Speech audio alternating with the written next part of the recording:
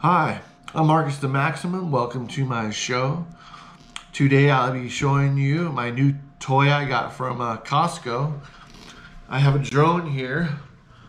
Tax and all, I paid $54 and some odd cents.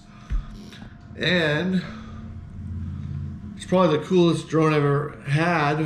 I've had some small ones, or one was about the same size, but it wasn't very good. This one actually has a camera here. In the front, you can go forward or place it down however you want to do it. And the camera goes to my phone, my iPhone 7, that holds in the transmitter right here.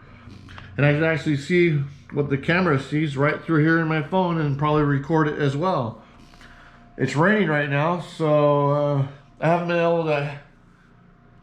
We've got this camera going, that all works and stuff, but I actually haven't bound it yet to actually fly it because it's raining out right now. So our next video will be this flying, and that should be great. So I'm excited. And here's the battery pack.